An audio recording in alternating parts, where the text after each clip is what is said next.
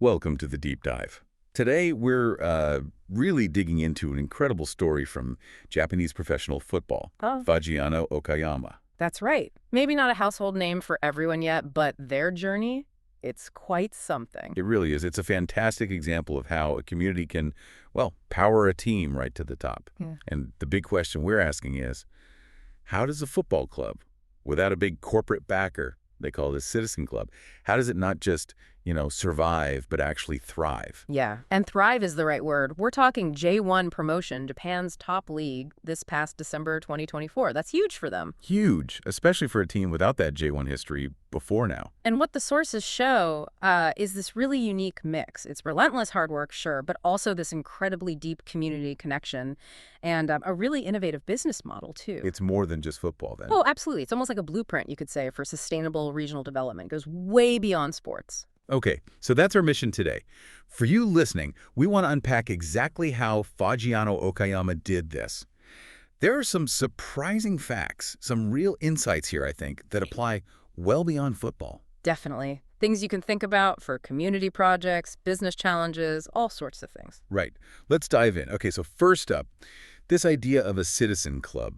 Can you break that down? What does it actually mean for Fagiano Okayama? Well, the key thing is they don't have a single major corporate parent company. Which is unusual, right? Yeah. Especially in Japan. Very unusual. Most pro sports clubs, particularly, they're owned by big corporations. Think Toyota, Nissan, companies like that. Oh. But Fagiano Okayama, instead, it's backed financially by, get this, over 700 local companies. 700. Wow. Yeah. It's a phenomenon, really, in Japanese pro sports. That just screams community power, doesn't it? Local businesses, citizens all chipping in. It absolutely does. It's real grassroots support. Now, legally speaking, just to be clear, they are a corporation. Fagiano Okayama Sports Club Co., Ltd., founded back in 2006. But the philosophy, the core idea, is that all the profits go back into the club and the community. Not distributed to shareholders like a typical company. It's about, maximizing value for Okayama itself. Interesting. And they even formalized that nonprofit side more recently. In 2022, they set up a general incorporated association just for their community work and youth development stuff. So it's a really layered approach. Okay, this next bit really jumped out at me. Going from just 6 sponsors in 2006 to over 700 now. How on earth did they manage that climb? Yeah, it's an incredible story. The early days, 2006 to 2008, they were really struggling. Right. Masaki Kimura, he's the former Goldman Sachs guy who came in as representative director. Okay, I remember reading about him. Yeah, so when he started just 6 sponsors Yeah. and trying to get more, it was brutal. How so? Well, the sources mentioned some pretty harsh rejections. Things like, teach me about stocks, not soccer. Or, I'm a baseball fan, not interested. They sent out 281 letters, apparently. 31 just got no reply at all, and 86 companies wouldn't even take a meeting. Wow, that's rough. So how did Kimura turn it around? I heard about these night raids and morning attacks. Sounds dramatic. It does, doesn't it? And it was kind of unconventional, yeah. He literally figured out where potential sponsor CEOs like to hang out. Like their local bar. Yeah, their favorite bars, maybe even saunas, apparently, and he'd just wait for them there. Seriously, just to chat them up. Exactly, to build a relationship first, face to face, get to know them beyond just a sales pitch. That's some dedication. It really is. Then later on, say 2009 to 2015, once they got into the J League proper, the whole approach shifted a bit. How did it change? They stopped just trying to sell advertising space. Instead, the pitch became about selling dreams. Dreams. Yeah, the shared vision. They called it Dreams for Children. Kimura actually wrote that into their sales manual. It was about community impact, about what the club could mean for Okayama's future. That's a much more powerful message. Right, and they backed it up. They beefed up their sales team significantly. About half their staff, maybe 12 people out of 25 back then, were dedicated just to sponsor relations, really focusing on aligning with what those local companies wanted to achieve in the community. And clearly that groundwork eventually paid off, especially leading up to the J1 promotion. Absolutely. That 2016 to 2024 period, making the promotion playoffs consistently and then finally getting promoted, that really supercharged corporate support. And the numbers show it, right? Oh, yeah. In 2024, their advertising revenue hit a record $910 million. Which is about What, $6 million, roughly? Roughly, yeah. A huge jump from those early days with 6 sponsors. So the money is definitely there now, but it sounds like this relationship, this bond between the club and Okayama, it's more than just transactions. Oh, much more. It's really symbiotic. One of the most fascinating things the sources talk about is this sponsor pilgrimage culture among the fans. Sponsor pilgrimage. Oh. What's that? It means the fans, the supporters, they actively, intentionally choose to spend their money at businesses that sponsor Fagiano. Really? Like they make a point of it. Exactly. You hear quotes like, oh, if I need gifts, I'll get Koido's Kibidango, or for sweets, it's Sun Lambian, or even if it's a bit further, I'll go to Harrow's supermarket because those businesses support the team. That's incredible loyalty. It's like a closed loop. It really is. They're consciously supporting the ecosystem that supports the club. And I bet the businesses feel that benefit too, beyond just seeing their logo. They do. Owners have talked about it. It's not just advertising. When another local business owner recognizes their logo, maybe sees it on like a club folder or something, Yeah. they're suddenly seen as a local contributing company. It boosts their reputation within the Okayama business community. It gives them status. That makes sense. Real tangible value. Definitely. And there's this really touching story from the pandemic during COVID. Oh, yeah. The club was considering maybe not even charging sponsor fees that year because there were no home games, you know. Right, that makes sense. But one company actually told them basically, no way. Sponsorship for Faggy isn't just for games. It's an investment in Okayama City. Don't be weak. Keep going. Wow. That says everything, doesn't it? It really does. It shows how deep that mutual commitment runs. It's true investment, not just sponsorship. Okay, so that deep community engagement, it must translate to their overall financial health. What does the picture look like now, especially with the J1 promotion? The 2024 financials are really strong. For the first time, their operating revenue in over the 2 billion mark. 2 billion yen. Yeah, 2.036 billion to be precise. That's around 13.5 million US dollars. That's significant for a club like this. It is, and within that, you've got record highs pretty much across the board. Advertising revenue we mentioned, 910 million. Ticket revenue hit 293 million, and merchandise brought in 237 million. And that was still in J2. That's the really striking part. That growth happened even though they actually had fewer home games in the J2 league that year. So attendance or spending per fan must have really gone up. Exactly. It just underlines how strong that community support is, even when things are maybe a bit challenging logistically. And I heard they have some pretty big goals for the future financially. Yeah. Not resting on their laurels. No, definitely not. The club president, Mori, he's aiming for 4 billion in revenue. Slowly is how he put it. Okay, doubling it. Yeah. And long term, the vision is maybe even 10 billion, which he called realistic. 10 billion. How do they plan to get there? The strategy seems to be optimizing ticket sales. They're targeting 800 million there alone, continuing to grow that ad revenue, obviously, and also getting better at generating income from player transfers, developing and selling players. Right, a common model, but maybe more crucial for them. Exactly. Now, just for context, the average J1 team revenue in 2023 was about 5.2 billion. Okay, so they're still aiming high, but from a different starting point. Precisely. Their current 2 billion might look smaller than the J1 average, but considering they're a citizen club without that big corporate backing, it's already a massive achievement. And they have a clear roadmap for sustainable growth. So the money side is strong and growing, but back to that citizen club idea.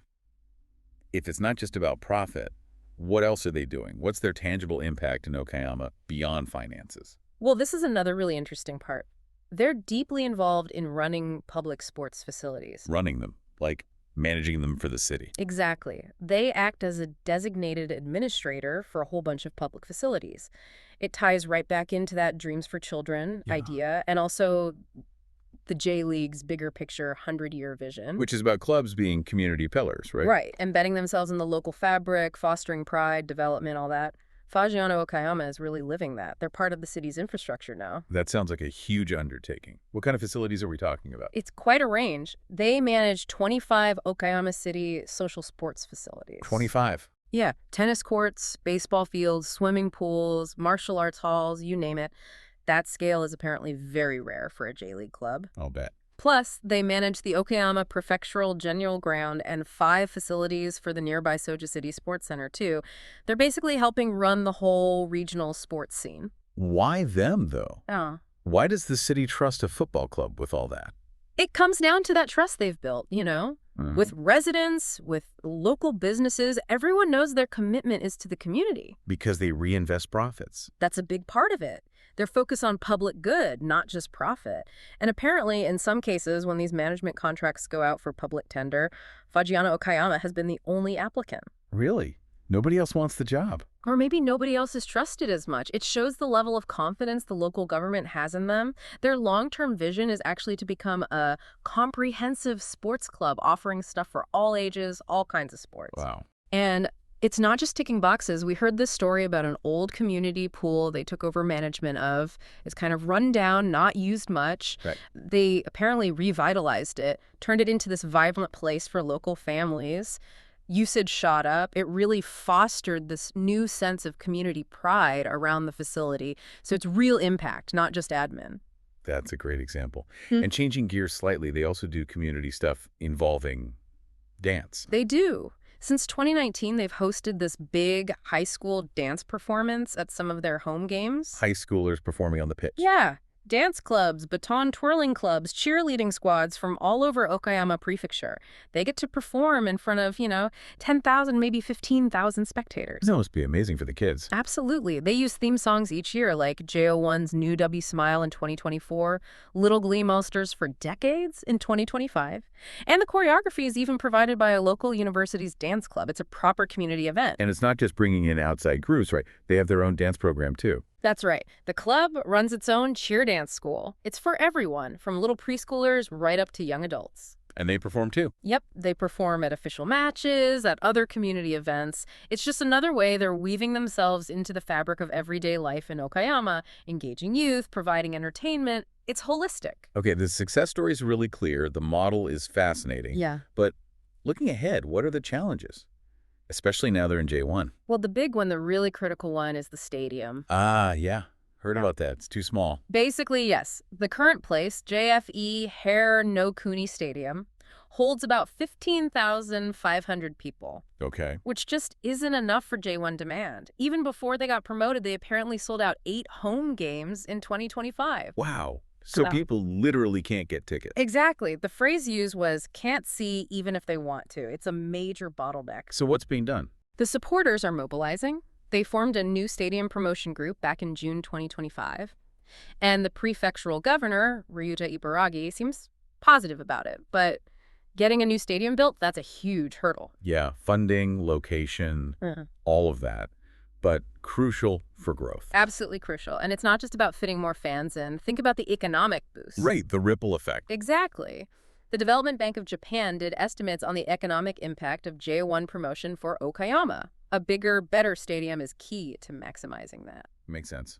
What else are they focusing on long term? They're really doubling down on their youth academy, this hometown-grown philosophy. Developing local talent. Yep. They're even launching a second U15 team, Fagiano Okayama U15 Yorishima, starting in 2026. The idea is to have 2 parallel teams to give more local kids a chance to chase that football dream. Building from the ground up, literally. Exactly. It's about sustainability, cultivating talent within Okayama itself. So it really feels like this network, this connection with over 700 sponsors and the whole community. It's not just about numbers. It's a genuinely sustainable model built on something deeper. That's the perfect way to put it. They've really figured out how to build something indispensable to their city based on that deep connection. It's not just relying on one big check from a corporation. Not at all. And, in the J-League landscape, which is always evolving, Fagiano's model is so important. It's like a benchmark. For other regional clubs. Yeah, for other regional clubs across Japan, it proves that you can succeed this way. That a sports club can be a genuine engine for revitalizing a region built on mutual investment and, well, those shared dreams we talked about. Okay, so we've gone pretty deep into Fagiano Okayama's world. When you step back, what's the single biggest thing that stands out to you about this whole journey? I think in this day and age, we're sort of drowning in information. Everything feels very surface level sometimes. Fagiano Okayama, they just show that real deep-rooted success. It isn't always about the flashiest approach or the biggest pot of money. Right. It's about persistence. It's about smart, innovative engagement. And it's about weaving yourself so tightly into the community fabric that you become, well, essential. That connection, that genuine bond, that seems to be their ultimate competitive advantage. That's a great takeaway, which leads to a final thought for everyone listening. What parts of this Fagiano Okayama model, this deep community integration, this focus on shared value, could other organizations, maybe even ones completely outside of sports, learn from? Yeah, how could they build stronger, more resilient ties with their own communities? Even if they don't have thousands of cheering fans turning up every week. That's something to really think about.